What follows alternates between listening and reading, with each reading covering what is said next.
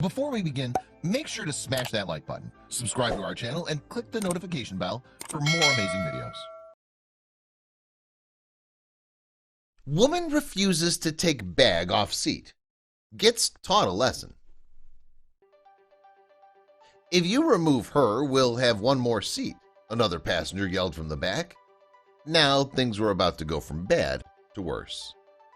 Jessica watched as her face became drenched with entitlement. "This is my personal space," the young woman screamed. "No, it's not," replied another passenger.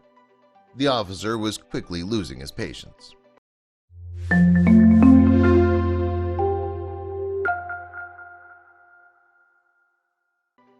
When driving a car, the only people that you really have to worry about are the other drivers. If everyone follows the rules of the road, then there really shouldn't be any issues. It's a different story, however, when you don't have a car and you have to use public transport. Large crowds of people cram into the train just to get to and from work. Similar to the roads, there are certain unspoken rules on the train. When one woman decided to break these rules, everyone on the train decided to give her a lesson in train etiquette. Jessica Hewitt was coming home after a long day at work. It was rush hour and she was racing to catch the train. Living in New York City, she'd gotten used to the hustle and bustle of the streets, the long commutes and the constantly packed trains. She'd witnessed just about everything on these trains, or so she thought. Being a passenger on a packed train can be extremely uncomfortable, especially at peak times. Sometimes it's so bad that it's nearly impossible to find a seat. Common courtesy is that one person should only occupy one seat, leaving the others open for the rest of the passengers. Today, Jessica could not believe what she was seeing. By the time Jessica boarded her train, she was exhausted. She'd already anticipated some overcrowding, but she at least hoped that she would find a seat to rest for her hour-and-a-half long journey.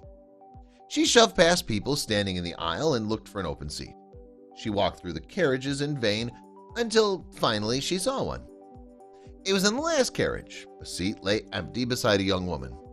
She looked around at all the people still standing and wondered why no one had taken the seat. Besides a bag resting on the seat, it looked fine. She walked over to the young woman and asked her if she could have the seat. Little did she know what was to come. When struck in a confined space and crushed by a throng of people, there are many occasions where you might see someone doing something antisocial.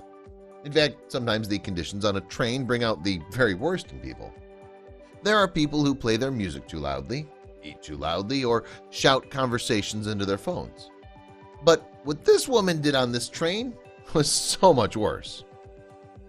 "May I sit here?" Jessica asked the woman politely, gesturing to the empty seat.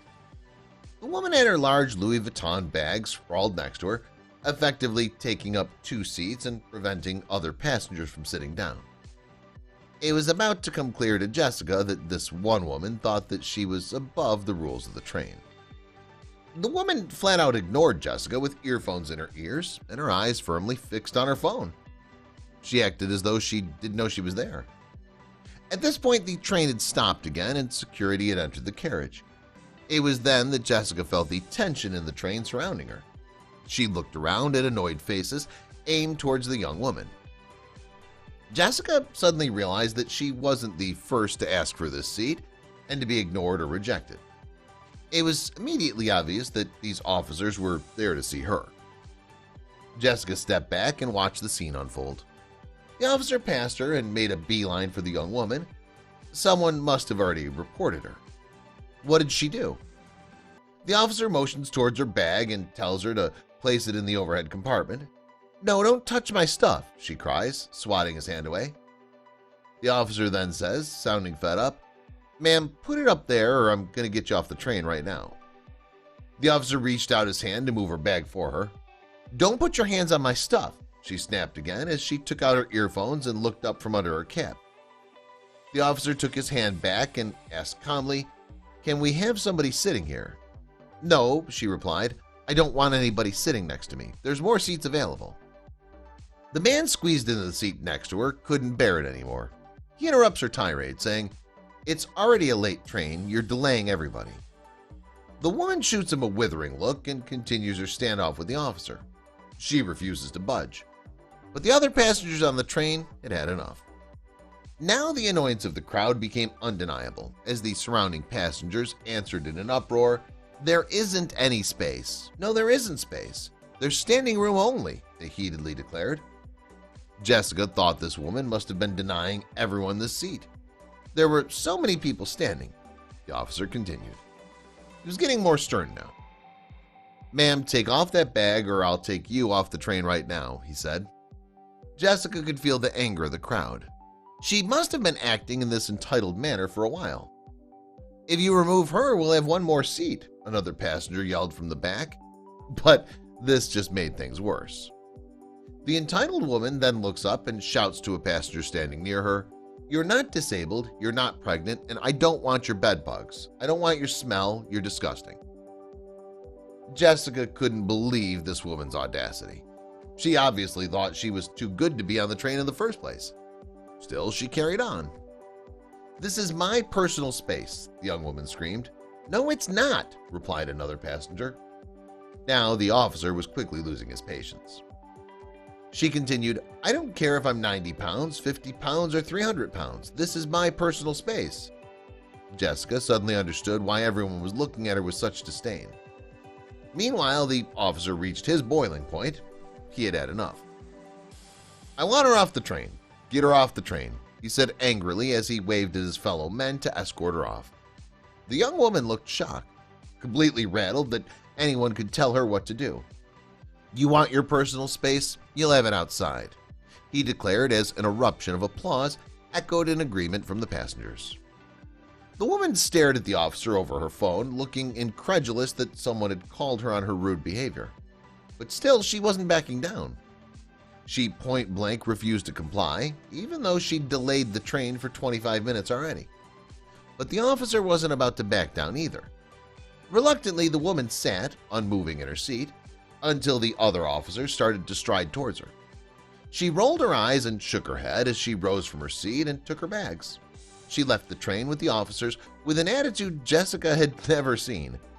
Jessica wondered how someone could feel so entitled as to make other people stand for her. The video was posted online by a fellow passenger, and its viewers were equally frustrated with the young woman as the train passengers.